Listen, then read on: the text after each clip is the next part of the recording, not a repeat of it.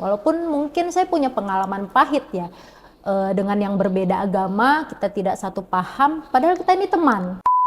Bagaimana membuat orang berpikir kita tidak kalah dengan laki-laki. Siap. Kira-kira Ibu bagaimana sih pandangannya terhadap kenakalan remaja di saat sekarang ini begitu? Baik.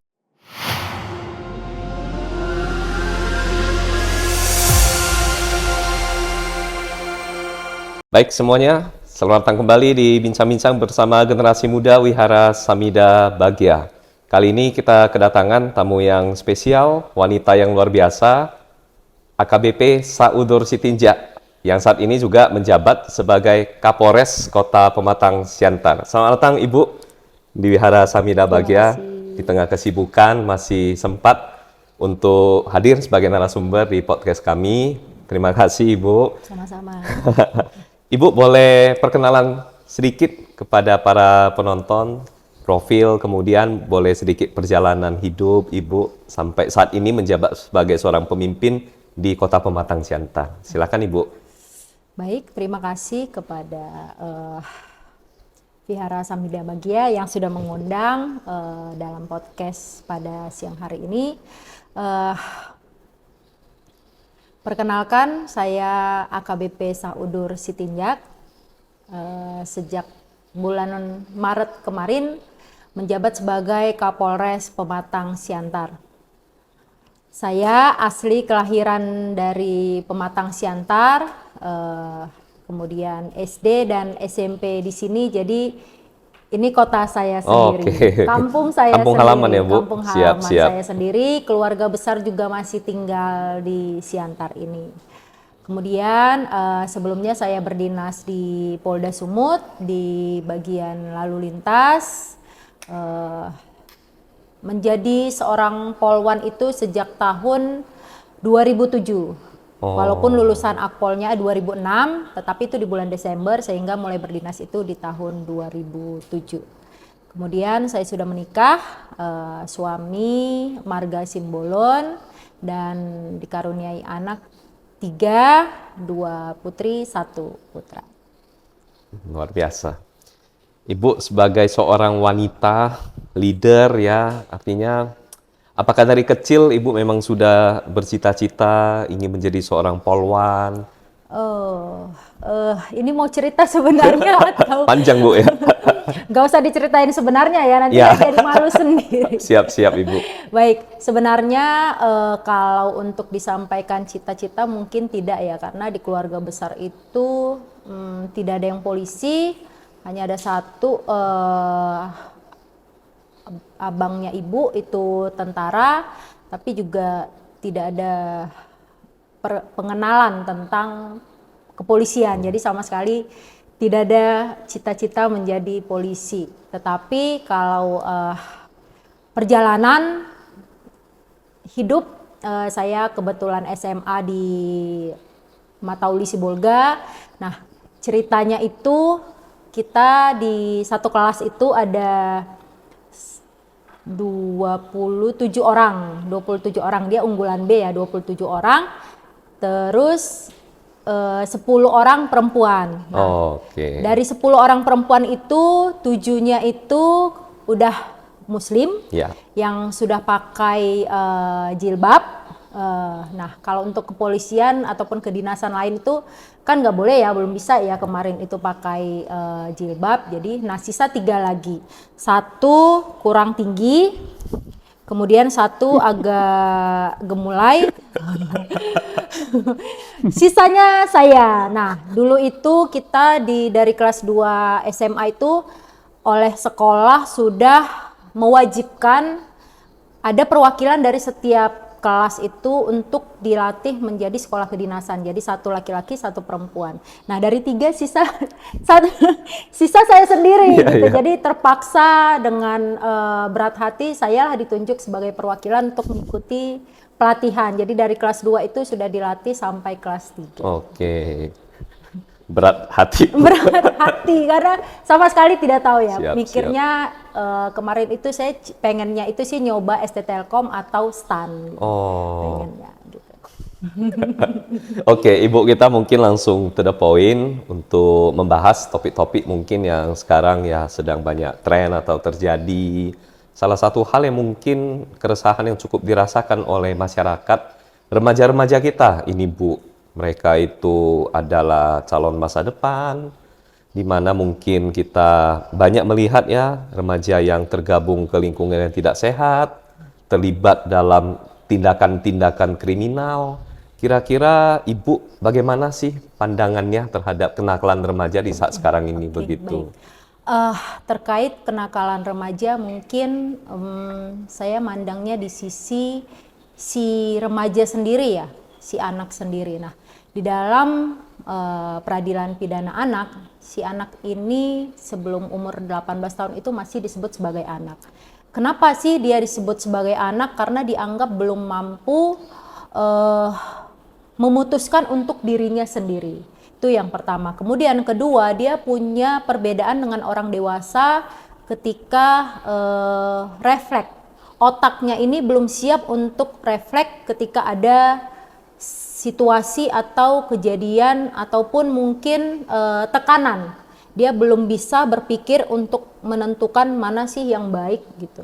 Nah, secara pintas mungkin ketika kecelakaan. Kenapa sih yang punya SIM itu harus di atas 18 tahun? Karena ketika ada mungkin kejadian akan kecelakaan, dia belum bisa mikir, oh aku harus mungkin banting setir kanan, banting setir kiri, atau aku harus mengambil jalan. Belum sanggup otaknya. Nah, saya memandang juga kenakalan remaja ini sama seperti yang diatur dalam undang-undang tersebut, bahwa si anak ini masih belum bisa berpikir mana yang terbaik untuknya.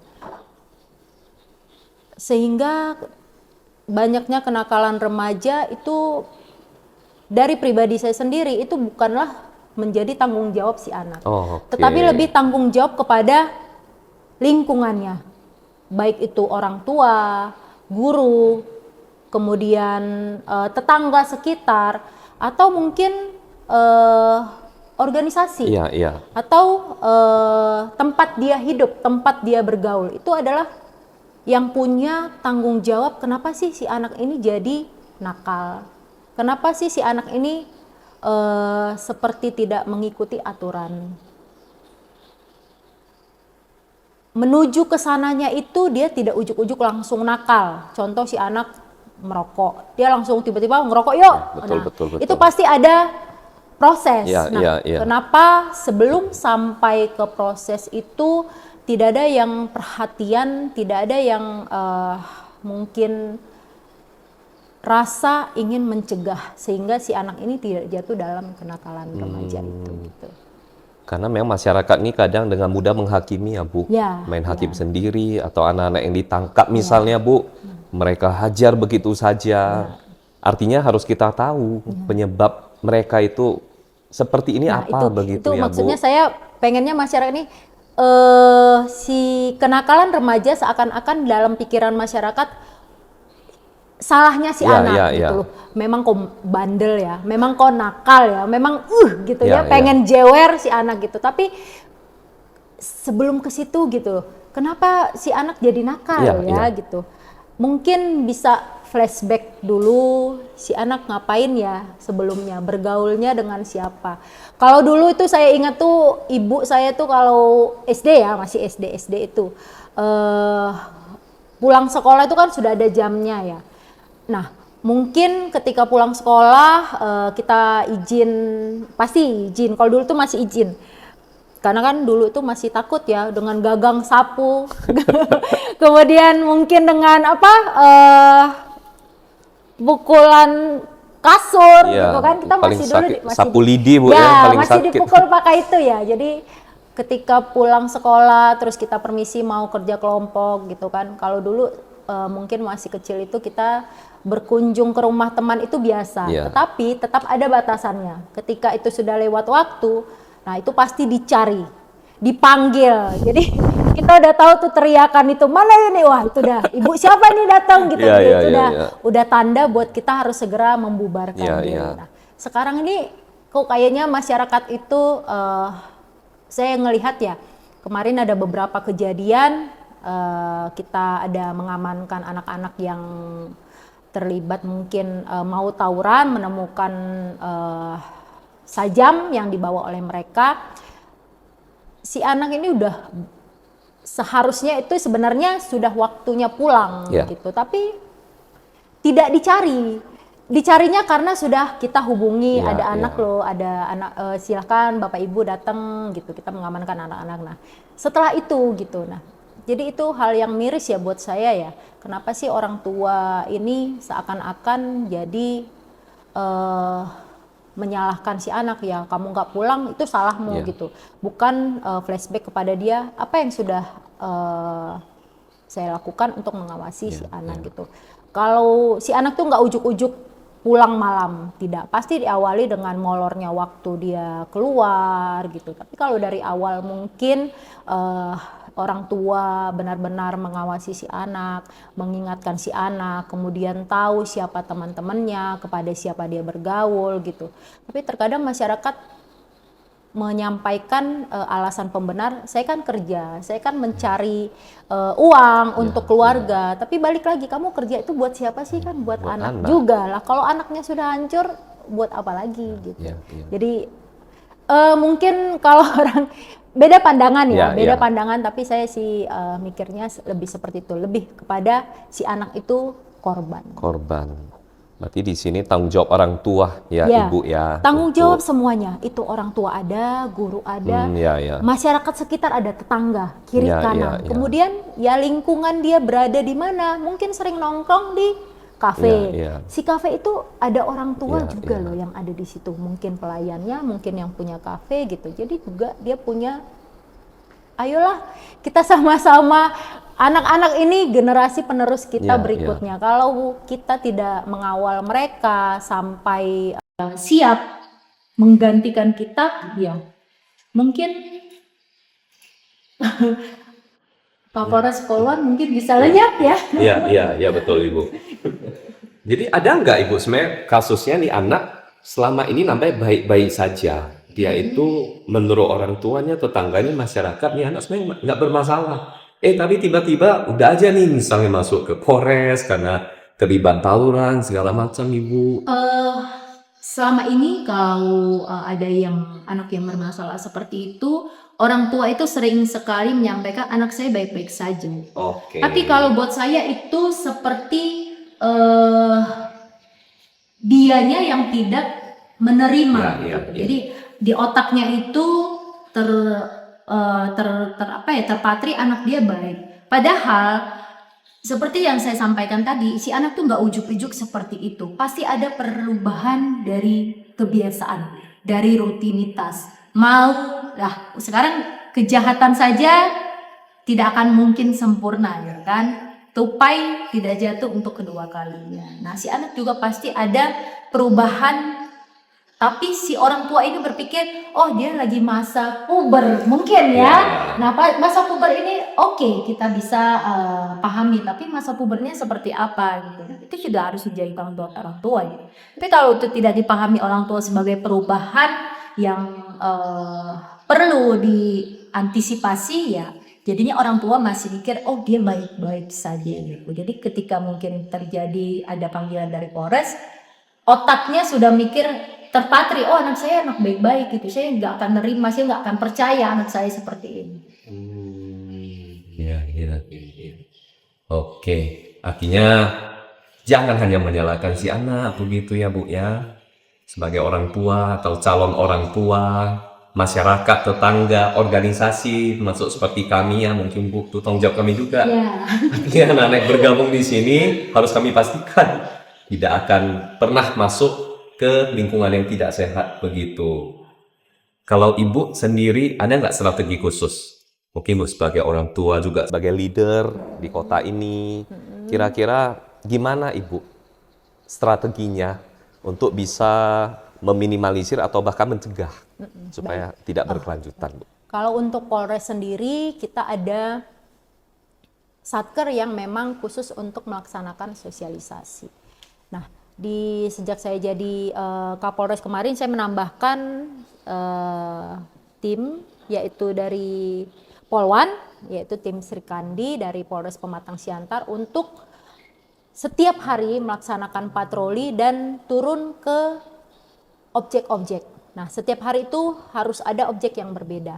Bisa itu ke masyarakat, bisa itu ke sekolah-sekolah. Dan itu sudah berjalan sampai saat ini. Mereka saya perintahkan untuk turun dan berdialog dengan masyarakat. Nah, lewat patroli itu juga kami menyampaikan kepada masyarakat, mengingatkan kepada masyarakat. Nah, khususnya kepada anak-anak sekolah untuk menjaga diri, untuk taat peraturan. Nah, pelanggaran itu dimulai dari kenakalan itu dimulai dari pelanggaran. Contoh mungkin dia mulai bolos sekolah, mungkin mulai seperti pelanggaran lalu lintas gitu. Nah, itu sekali pelanggaran, 2 kali pelanggaran, akhirnya jadi kebiasaan.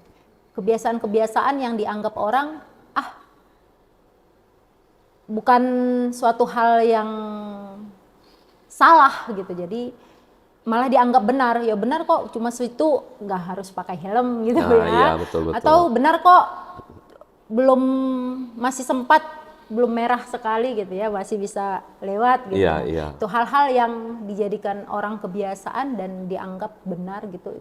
Itu yang perlu selalu disampaikan kepada masyarakat, dan kami dari Polres Pematang Siantar menyampaikannya itu lewat sosialisasi, kemudian patroli, dan ada namanya jadi inspektur sekolah. Di setiap sekolah itu saya perintahkan untuk para PJU. Jadi banyak anak-anak yang menormalisasi ya Bu ya. Benar, artinya, menormalisasi. Benar. Padahal nih tindakannya salah. Ya. Tapi saya tidak dimarahi kok, tidak ditegur kok, ya udah. Levelnya mungkin meningkat ya Bu ya. Jadi apakah memang bisa dipastikan, katakan kalau kita di level yang lebih tinggi secara usia, tadi mungkin sudah remaja, kalau kita berbicara Ibu, kejahatan secara general, penyebab utamanya Bu sebenarnya. Kita katakan di Kota Pematang Siantar ini Bu, dari apa yang sudah menjadi pengalaman Ibu, sebenarnya Bu, apa sih kira-kira penyebabnya kejahatan itu? Karena kita tahu kejahatan mungkin nggak akan bisa dibasmi sepenuhnya ya Bu ya, begitu. Kalau kita melihat mungkin kepada ekonomi tetap ya, kepada ekonomi, tetapi ya seperti tadi, kekurangan, kemudian kesulitan ekonomi itu jadi dinormalisasi menjadi hal yang alasan pembenar untuk melakukan kejahatan gitu. Padahal masih banyak orang yang berusaha untuk tidak melakukan kejahatan. Para pemulung, pemungut sampah, mereka bekerja loh. Yang didapatkan berapa? Ya, betul, Bu. Contoh nih misalnya, para penyapu jalan. Dia pukul 06.00 dia sudah harus di jalan. Karena mencegah dia ketabrak, ya kan? Lalu lintas sebelum terlalu ramai. Dia harus bangun pagi, memastikan semuanya sudah bersih. Yang didapat berapa sih? Mungkin satu hari 50.000. Kalau dia punya 3 anak itu nggak cukup. Tapi dia tetap berusaha. Apakah itu jadi alasan untuk menormalisasi dia? Betul. Pukul 06.00 mungkin ada orang yang baru buka jualan. Dia nyapu jalan, ada yang orang baru buka toko, di depan mungkin dia jualan, terus dia ngambil. Nah, itu kan kembali kepada prinsip hidup, kembali kepada hati. Jangan sampai kesulitan ekonomi itu jadi menormalisasi untuk melakukan kejahatan. Iya. Bahwa ada memang mindsetnya orang, ini salahnya mereka, salahnya pemerintah, sehingga saya sah-sah aja nih mendapatkan, artinya ya dengan cara yang tidak benar. Padahal seperti yang Ibu bilang, banyak kok cara yang tepat, tidak merugikan orang, hanya tergantung cara berpikir kita, begitu ya Bu ya. Oke. Tadi banyak kita berbicara Ibu tentang masalah kenakalan remaja, dan memang banyak media segala macam yang mulai agak meragukan masa depan anak-anak. bahwa sejak era pemerintahan presiden sebelumnya sudah menggaungkan tentang Indonesia Emas 2045. Ibu sendiri, bagaimana pandangan Ibu atau optimisme Ibu terhadap anak-anak ini, Bu? Apakah mereka ini dengan mental yang hari ini, dengan potensi yang hari ini, apakah Ibu masih optimis mereka bisa sebagai calon pemimpin? Masih ya, Bu? Masih. Banyak anak-anak yang jatuh kepada kenakalan remaja, tapi saya juga melihat banyaknya perubahan dibandingkan dengan saya masih kecil. Masa SD, masa SMP itu ternyata berbeda dengan sekarang anak-anak gitu. Jadi kalau saya anak saya itu kerjain PR terus dia nanya, "Mami, ini gimana ya?" Saya bingung. Waduh, ini pelajaran anak SD udah seperti ini gitu. Jadi saya melihat perubahan-perubahan itu juga pasti akan mengubah kesiapan si anak menuju dewasa gitu. Jadi walaupun ada kenakalan remaja, tapi saya optimis. Masih ada anak-anak yang benar-benar siap untuk mewujudkan Indonesia Emas 2045 itu. Saya masih optimis. Anak sekarang, tadi sempat berbincang dengan Ibu ya, anak SMP aja udah punya bakat begitu anak, ya. Ini nggak apa-apa ya disebut Ibu, anak betul. Bintang Timur. Ya. Jadi saya kemarin ketemu dengan anak-anak Bintang Timur yang minta kita join dalam suatu event, dalam suatu acara. Saya tuh kaget, mereka itu mau buat suatu film, tetapi ada produsernya sebagai pemimpin, namun seluruhnya itu petugasnya kemudian yang mengambil video, kemudian yang menentukan, yang mengajari para pemeran, kemudian mengatur, semuanya itu anak-anak SMP itu. Saya bilang, wah ini anak SMP loh. Saya bayangin SMP saya dulu itu harus belajar gitu. Jadi dulu itu kalau udah waktunya belajar masuk kamar, nggak boleh nonton TV, selesaikan dulu ini waktu pelajaran itu 2 jam, setelah itu baru boleh nonton. Oke, dibuka lagi buka lagi pintu, oke silakan nonton. Nah tapi ini anak-anak loh, mereka bebas berekspresi gitu, yang sementara dulu dalam pemikiran saya kita itu baru di mungkin SMA atau kuliah gitu, tapi ini anak SMP itu sudah punya kemampuan. Wah itu benar-benar saya penasaran sekali dengan hasilnya. Makanya itu saya bilang saya optimis tetap Indonesia bisa mencapai Indonesia Emas tahun 2045. Siap. Yang Ibu tadi contohkan itu hanya salah satu dari serangkaian misalnya potensi-potensi yang ada. Artinya kita kan pasti yakin nih anak-anak masih SMP. Pasti ada dong potensi di bidang lainnya, dan kita ya sangat optimis akhirnya terkait hal itu. Hanya mungkin bagaimana kita mendampingi mereka sebagai orang tua. Nah itu saya beberapa ada yang audiensi ke kantor gitu dari organisasi pemuda, kemudian dari organisasi agama. Saya sampaikan kepada mereka, anak-anak ini menjadi tanggung jawab kita. Organisasi yang masuk organisasi pemuda itu adalah anak-anak yang sudah tahu gitu, sudah paham dia perlu mengeksplor diri. Nah, tinggal sekarang anak-anak yang jatuh di dalam kenakalan remaja itu adalah anak-anak juga gitu loh. Kenapa tidak buat program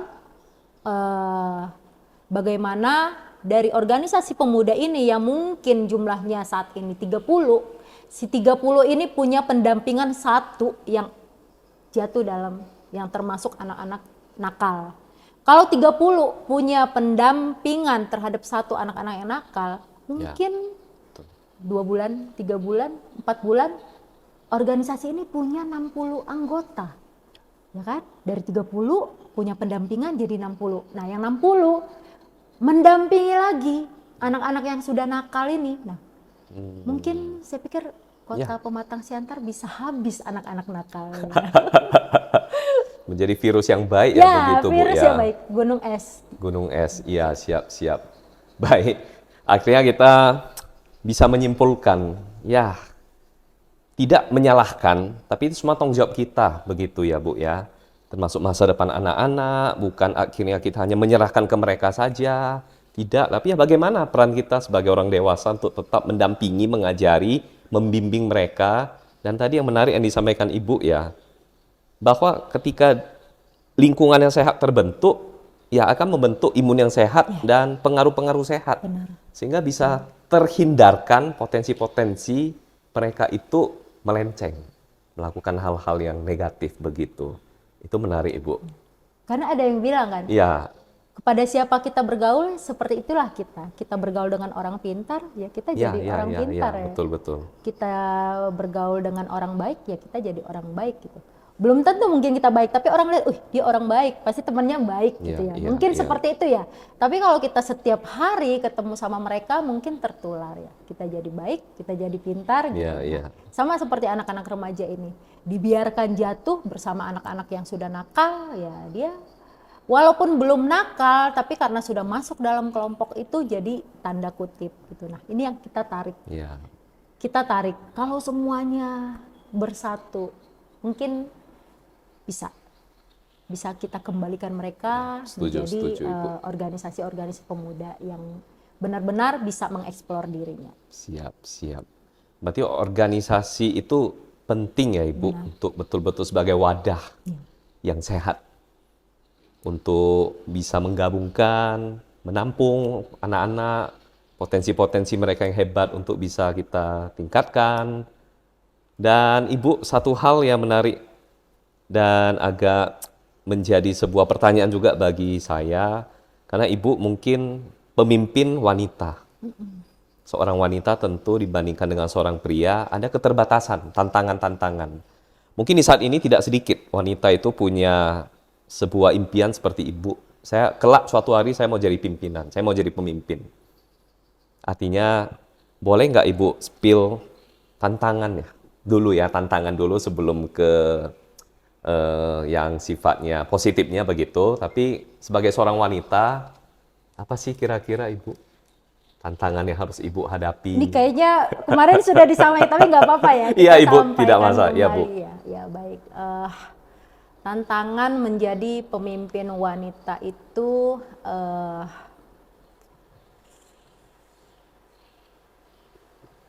bagaimana membuat orang berpikir kita tidak kalah dengan laki-laki. Bukan berarti saya pengen seperti laki-laki. Mohon maaf laki-laki, saya bukan pengen jadi laki-laki. Saya bersyukur jadi wanita. Wanita itu indah. Wow. Indah untuk dipandang. Dan ada bahasa kalau dilahirkan kembali pengen jadi apa? Tetap pengen jadi wanita gitu. Bukan berarti saya cemburu kepada laki-laki, tetapi tantangan jadi pemimpin wanita itu yaitu saya tidak mau dianggap kalah dengan laki-laki. Bukan berarti saya mau mengalahkan laki-laki juga, tidak. Tapi wanita ini punya banyak tugas. Bukan berarti membedakan ya. Mohon maaf lagi ini jadi seperti seperti membedakan, tidak. Tapi kami wanita itu memang ya layaknya seorang wanita itu punya kodrat harus melahirkan, harus mengurus anak-anak, menjadi tiang rumah tangga, dan harus mengurus suami. Suami yang banyak dilemanya, yang banyak dramanya, yang harus dibandingkan dengan anak. Kalau kita lihat dari kelilingan matanya, kita tahu si anak ini, oh dia mau nangis, oh dia mau ini, oh dia mau ini. Tapi kalau suami, kita lihat dari apa ya, gitu. Nah itu tantangannya. Jadi saya ingin menunjukkan kalau saya bisa gitu loh, walaupun saya wanita, saya harus mengurus anak, saya harus mengurus rumah tangga, tapi juga saya seorang Kapolres yang punya tugas dan tanggung jawab seperti polisi laki-laki. Bagaimana mereka bisa tangguh dalam segala hal, dan saya juga pengen seperti itu. tapi bukan menjadi laki-laki. Ya. Dengan versinya saya sebagai wanita, bagaimana memimpin dengan versi wanita, bukan dengan kekurangannya, bukan dengan karena saya seorang ibu sehingga saya harus dimengerti ketika melaksanakan tugas, tidak. Saya berusaha orang melihat saya ini sebagai Kapolres tanpa kekurangan karena seorang wanita. Itu sih tantangannya. Jadi ya mudah-mudahan saya butuh dukungan, saya butuh dorongan, tetapi tidak karena saya seorang wanita gitu. Itu sih lebihnya. Luar biasa Ibu. Sebagai inspirasi ya bagi para wanita calon pemimpin semuanya, luar biasa. Oke Ibu, kita mungkin break sejenak sambil ngopi, nanti kita lanjut ke Pak Dua. Baik, tadi kita sudah mendengarkan tantangan sebagai seorang wanita, POV-nya dari Ibu Kapolres sebagai seorang pemimpin. Tidak mudah memang, dan satu hal Ibu, katanya kan cewek lebih emosional. Tapi kalau menjadi seorang pemimpin kan harus punya kecerdasan emosional yang baik. Tipsnya Ibu nih, bagaimana bisa mengelola emosional dengan baik Ibu? Olahraga. Olahraga, oke. Biasanya saya renang. Wow. Kalau tapi saya pernah mungkin ini rahasia, tapi saya sampaikan, saya pernah menangis. Saya beban berat ya, saya pengen nyampein tapi itu mungkin nggak punya siapa atau nggak percaya ya, jadinya saya ke gereja, saya hanya dalam mobil, tapi di situ saya tumpahkan. Wow. Ya sebenarnya kalau di kita di Katolik itu ada sih memang untuk pengakuan dosa ya, tapi kita ini bukan jadi bukan masuk ke gereja, tapi saya parkir saja, kemudian di situ diam, seakan-akan ya, aduh, pokoknya saya benar-benar nangisnya gitu. Jadi, nah kalau emosi gitu biasanya saya berusaha untuk diam dulu. Kalau orang bilang tarik nafas dulu ya, nafas panjang ya. Tapi kalau saya benar-benar kalut tuh saya olahraga. Salah satunya renang. Karena saya di dalam air itu tidak mendengar apa-apa ya, hanya suara diem gitu. Padahal sebenarnya di luar itu ribut gitu. Jadi saya sunyi di dalam keramaian. Gimana ya? Ramai dalam gimana bilangnya? Merasakan keheningan walaupun itu situasi ramai banget gitu. Siap. Salah satu trik buat nenangin diri. Nah, setelah itu mungkin kembali lagi. Ya. Masalah itu jangan ditinggalkan gitu. Tetap harus dihadapi karena ketika masalah itu dihindari akan timbul masalah lain. Mantap Ibu. Setelah sebagai Kapolres ya Bu? Ya. Mantap. Apakah Ibu memimpin Kota Pematang Siantar ini, apa kira-kira Ibu tantangan terberatnya? Walaupun kita tahu bersama, tadi kita ada bincang-bincang juga dengan Ibu, Siantar ini kota yang indah. Mungkin dibandingkan dengan daerah lain, Siantar relatif lebih kondusif begitu Ibu. Benar. Tapi adakah tantangannya untuk memimpin kota Siantar ini Ibu? Ya.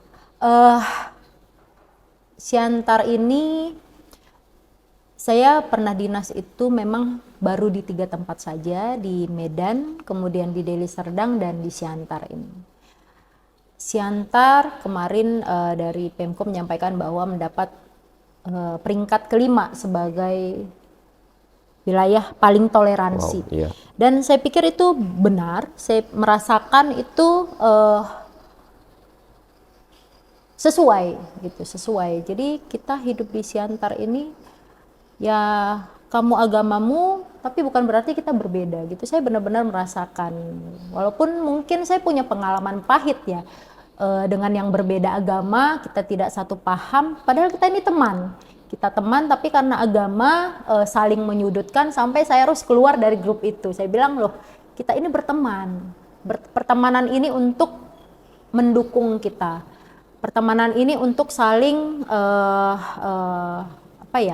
menolong dalam artian positif gitu. Tapi kalau karena perbedaan pendapat, kemudian seakan-akan kau dan aku yang berantem gitu, jadi ya saya keluar, saya mohon maaf ya gitu, saya keluar dulu dari grup karena saya pikir kita udah nggak satu persepsi lagi, kita grup ini kita untuk mendukung tapi sepertinya jadi saling menjatuhkan gitu, jadi saya keluar grup itu.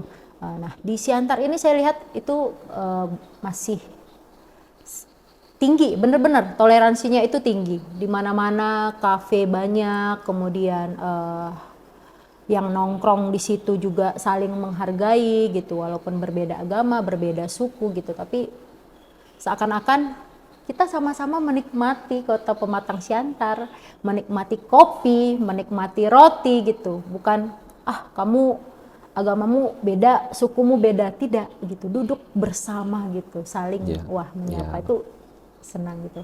Nah tantangannya sendiri, saya mungkin bukan lebih kepada tantangan ya, tapi tantangan kepada diri saya sendiri. Ya.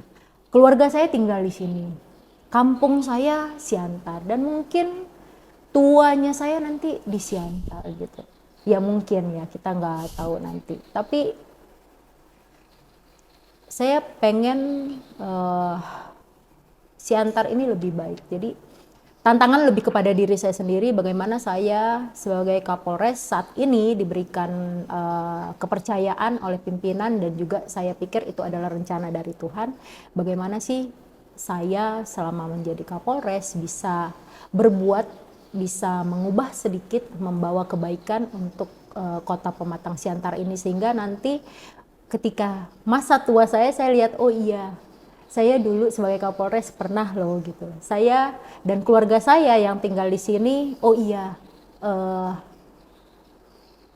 lebih sedikit nyaman, lebih sedikit baik, lebih sedikit indah karena Kapolresnya adik saya, kakak saya, keluarga saya gitu. Jadi lebih tantangan kepada diri sendiri gitu. Luar biasa, Ibu. Oke, banyak ya sudah kita dengar. Luar biasa. Apa yang menjadi tadi topik kita tentang remaja, masalah kenakalan, kemudian dari disampaikan Ibu kira penyebabnya dan solusinya sebagai seorang pemimpin wanita juga. Dan mungkin saat sekarang kita bisa memberikan kesempatan pada audiens ya, ini udah banyak anak-anak muda yang juga ikut menonton podcast kita. Mana tahu ada nih pertanyaan ya yang ingin ditanyakan pada Ibu Kapolres. Jarang-jarang loh Ibu Kapolres bisa langsung hadir di tengah-tengah kita. Silakan adik-adik. Oke, Dave. Ibu, seperti yang kita tahu, Ibu pasti sudah banyak berpengalaman di dalam bidang apapun. Jadi aku mau tanya Ibu, apa sih Bu langkah awal kita sebagai generasi muda penerus bangsa ini untuk bisa mungkin satu langkah lebih sukses? Langkah awal generasi muda, tips dari Ibu begitu ya, karena Ibu ini kan pengalamannya sudah luar biasa. Untuk satu langkah lebih sukses. Satu langkah dulu nih berarti. Ya, step by step-nya nih Bu. Ya Bu, silakan. Baik, terima kasih Dev untuk pertanyaannya. Saya mau menyampaikan kepada generasi penerus, generasi muda sekarang ini. Kalian sangat beruntung. Kalian hidup di zaman teknologi AI yang benar-benar sudah sangat memudahkan. Namun, strategi untuk sukses itu manfaatkan teknologi yang ada untuk persiapan, bukan untuk hal yang negatif. Nah, saya melihat terkadang, mungkin ini kejadian ya untuk anak saya ya, memanfaatkan AI itu untuk membantu menjawab PR gitu. Nah, padahal sebenarnya pakailah AI itu untuk mencari referensi-referensi, ya kan? Jadi saya juga pakai gitu. Jadi kalau ada pagi itu terkadang saya buka, tanya aja berita hari ini, berita hot hari ini, berita politik hari ini gitu kan. Nah, itu referensi yang bisa kita gunakan untuk persiapan kita melaksanakan tugas. Nah, itu mungkin bisa dimanfaatkan oleh anak-anak muda sekarang. kalau itu bisa dimanfaatkan. Nah, tadi saya kembali lagi, kadang mereka memanfaatkan untuk hal yang tidak baik gitu. Jadinya kan salah ya, padahal itu adalah salah satu keberuntungan kalian di saat sekarang, generasi kalian bisa adanya kemajuan dari teknologi AI itu. Nah, manfaatkanlah itu. Bagaimana dengan teknologi AI juga kalian bisa mencari bakat kalian apa sih?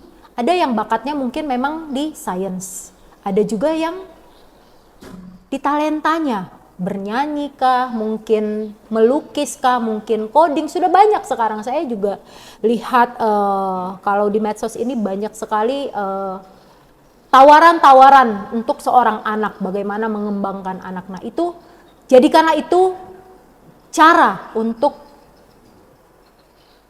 memikirkan kalian ke depan. Nah, kalau kalian sudah dapat itu, fokus bagaimana mengembangkan sudah sesuai dengan talenta kalian itu. Saya pikir itu adalah langkah bagaimana kalian bisa maju ke depan. Jadi tidak lagi mencoba semuanya, tetapi fokus kepada satu hal yang menjadi bakat ataupun talenta kalian. Mungkin itu bisa? Terima kasih, Bu. Oke, Adif. Jadi luar biasa ya, privilege kamu lahir di zaman ini Ya. gitu ya. Banding kita ya, Bu ya. Benar. Punya Handphone mesin juga yang masih canggih. Nokia yang Iya, bisa Ibu, lempar bisa anjing ya. ngapain, Bu? Cuma pelindung diri aja, Ya, Bu ya. benar. Ini punya mesin yang canggih dan jadikanlah sebagai fasilitas yang bisa mendorong bakat dan potensi kalian begitu. Sosok ya. Oke, adik-adik yang lain. Oke, Fiona. Kita sudah tahu ibu kan sekarang pemimpin wanita kan ibu udah banyak tantangan bu. Jadi kan salah satu tantangan sekarang ini tentang kesetaraan gender. Karena biasanya kalau perempuan dia kan nanti ditanya, lo ngapain bu darah kita lo akhir-akhirnya di dapur. Tentang masalah kesetaraan gender ini tanggapan ibu kayak gimana? Kesetaraan gender. Oke. Memang ya zaman emansipasi wanita walaupun masih nggak bisa dipungkiri ya Bu. Atau sebagai seorang cewek yang memimpin, apakah bawahan begitu ya yang cowok, apakah bisa menaruh respek begitu ya mungkin ya Fiona ya. Ya. Bagaimana kesetaraan gender ini di Ibu? Silakan Ibu. Baik, terima kasih. Tadi sebenarnya pada saat ditanya tentang bagaimana tantangan menjadi pemimpin wanita itu adalah salah satu jawaban tentang kesetaraan gender. Nah, terkait tadi pertanyaan perempuan ngapain sih ngambil kuliah gitu ya, padahal harus ke dapur juga gitu ya. Nah, sekarang ini dapur saja bagaimana membuat masakan yang sehat, bervariasi, kemudian enak dilihat, enak dimakan, itu aja perlu ilmu gitu. Nah, yang dulunya orang mungkin melihat masak di dapur hanya masak nasi, lauk, sayur gitu, cukup gitu. Tapi sekarang juga tidak loh. Kita berbalik lagi ya, masalah perempuan harus di dapur, tetapi dapur bagaimana mengolah keuangan di dapur itu juga perlu kuliah, perlu ilmu gitu. Jadi kesetaraan gender itu bukan dipandang sebagai beban, bukan dipandang sebagai kekurangan, tetapi justru kesetaraan gender itu, jadikanlah kesetaraan gender itu bagaimana kamu menunjukkan sisi wanitamu menghadapi hal, permasalahan, tantangan yang sama dengan laki-laki. Laki-laki lebih kepada otaknya, perempuan kepada perasaannya. Pasti berbeda. Hasilnya berbeda. Walaupun tujuannya sama, contoh kayak kami, polisi laki-laki, polisi wanita, tujuannya sama, menciptakan situasi yang kondusif dan nyaman. Tapi cara sentuhannya berbeda, laki-laki dengan otak, perempuan dengan perasaan gitu. Hasilnya sama, tapi pasti ada dilihat perbedaannya gitu. Nah, kemudian saya juga sering menyampaikan, sering ngasih, kita ya sesama angkatan ya, sesama polwan itu sering juga sharing gitu. Terkadang teman-teman saya itu berpikir udahlah biarkan suami saja yang dulu naik gitu, biarkan saja dulu suami yang berkarir gitu, nanti saya tidak gitu. Tapi emang kita tahu kapan kita meninggal, kapan suami meninggal, kita nggak tahu loh. Kalau kita nggak mempersiapkan diri, anak-anak kita seperti apa gitu. Jadi saya pikirnya kesetaraan itu juga bisa dimanfaatkan seperti itu. Kita harus bisa menjadikan itu sama dengan berjuang. Nah, itu lebih. Nah, ini terkadang beratnya kepada wanita. Tadi saya bilang tantangan sebagai wanita ya itu. Tapi kita nggak bisa menghindari karena memang wanita itu sebagai tiang rumah tangga. Sebagai ibu dari anak-anak, bagaimana kita bisa seperti laki-laki tetapi tidak menjadikan alasan wanita, perempuan kekurangan itu sebagai alasan pembenar untuk tidak melakukan hal-hal yang menuju tujuan tersebut. Contoh misalnya kita wanita dapat bulanan ya kan, nah karena dapat bulanan kamu nggak apel, nah itu tidak, di dalam rumus saya tidak. Kamu sebagai perempuan, walaupun kamu punya kekurangan, ya jadikan itu tantangan. Oh ya, waktunya aku seperti apa? Kamu persiapkan diri dong. Bagaimana mood kamu, mengubah mood kamu yang mungkin lagi nggak enak, lagi bete, lagi apa gitu. Tapi harus menghadapi tantangan ya. Bagaimana? Kamu mungkin dengan dengar musik. Kalau kamu pengen suka dengar musik atau mungkin cerita lucu dulu, mengubah moodnya. Nah, bagaimana kita mengatur itu sehingga tidak menjadi kekurangan kita sebagai wanita. Gitu. Mantap. Oke Fiona, atur mood dulu, begitu ya, dan jangan jadikan sebagai alasan ya Bu ya. Jangan. Apalagi kalau wanita ini bisa menyelesaikan masalah dengan baik, cowok-cowok pasti respect juga Bu ya. Benar. Nah, begitu ya kesetaraannya. Oke, terima kasih. Ada pertanyaan terakhir, adik-adik, sebelum kita closing statement. Oke, Kendrick, silakan. Pertanyaan Bu, apakah generasi sekarang lebih terbuka dalam menyampaikan pendapat mengenai isu sosial ketimbang generasi sebelumnya? Bagaimana pandangan Ibu? Lebih terbuka dalam menyuarakan begitu ya isu-isu sosial dibandingkan dengan generasi sebelumnya, Ibu. Sepertinya sama. Kalau menurut saya ya itu sama. Setelah kebebasan berpendapat di muka umum itu ada, itu sepertinya sama. Kita lihat tahun 98 ya. Itu bagaimana reformasi terjadi, kemudian itu adalah salah satu sejarah yang bisa mengubah semuanya. Sampai kemarin dengan sekarang itu saya pikir sama. Cuma mungkin ada pergeseran bagaimana rasa cinta tanah air.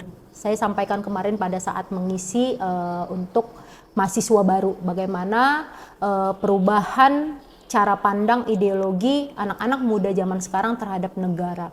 Seharusnya cinta tanah airnya itu yang dikedepankan daripada bagaimana berpendapat di muka umum gitu. Berpendapat di muka umum itu adalah hal yang baik. Bagaimana memberikan kritik dan saran untuk pemerintah itu ada hal yang sangat dibutuhkan. Kalau anak-anak muda tidak ada yang seperti itu, mungkin pemerintah tidak melihat kesalahannya seperti apa, tidak mau tahu gitu. Dia tahu salah, tapi nggak ada yang protes kok. Seakan-akan balik lagi normalisasi ya pembenar. Nah, kita perlu anak-anak muda seperti itu yang menyampaikan aspirasi, yang menyampaikan kritik, saran, tapi caranya yang benar gitu. Kejadian-kejadian kemarin itu sudah mengubah hal itu. Mereka berpendapat di muka umum, tetapi ada yang tidak berpendapat di muka umum. Mereka malah melakukan pelanggaran-pelanggaran ataupun kejahatan-kejahatan di muka umum. Itu yang saya pikir perubahan dari rasa cinta tanah air itu ya, tidak melihat lagi tujuan manfaat dari berpendapat di muka umum itu, tetapi lebih mengedepankan trigger-trigger, pemicu-pemicu yang bisa merusak amanah dari menyampaikan pendapat di muka umum itu. Jadi disalahartikan menyampaikan pendapat di muka umumnya. Gitu. Oke ya, Hendri. Jadi tetap kita harus menyampaikan aspirasi ya, masukan-masukan, karena itu malah menjadi bahan evaluasi ya Bu ya untuk kita semua. Hanya yang disampaikan dan tujuannya begitu untuk hal yang baik, untuk yang membangun, tidak ada salahnya. Begitu ya? Oke, sudah semua ya adik-adik? Terima kasih atas pertanyaan-pertanyaan Anda. Ibu, terakhir, karena waktu kita mungkin juga sudah mau habis, pesan atau closing statement kalimat-kalimat Ibu untuk bangsa kita, untuk anak-anak kita, calon penerus, sebagai motivasi ke mereka, Ibu. Silakan. Baik, satu saja mungkin ya. Siap. Kami serahkan tugas dan tanggung jawab kami kepada anak-anak. Kemana Indonesia ke depan itu menjadi tugas kalian. Kami sudah melaksanakan tugas saat ini, kami sudah menjadi bagian dari pemerintah. Nah, tugas kalian bagaimana nanti Indonesia, apakah masih tetap menjadi negara yang merdeka atau kembali lagi ke zaman penjajahan. Itu kami serahkan kepada generasi penerus. Keren. Luar biasa, Ibu. Terima kasih sudah bersedia sebagai narasumber kami, Ibu. Walaupun kita berbeda secara kepercayaan, kita duduk bersama di sini, ngopi bersama, menyampaikan hal yang tentunya kita satu tujuan demi bangsa ini, Ibu. Jangan segan lagi, Bu, untuk hadir di sini, untuk bersama dengan kita lagi. Kami tunggu kehadiran Ibu berikutnya untuk selalu bisa memberikan motivasi kepada kami semua. Demikian semuanya. Podcast bersama Ibu Kapolres Kota Pematang Siantar, Bu AKBP Saudur Sitinjak. Selamat siang, selamat sore, selamat malam semuanya, dan kami tutup dengan Namo Buddhaya.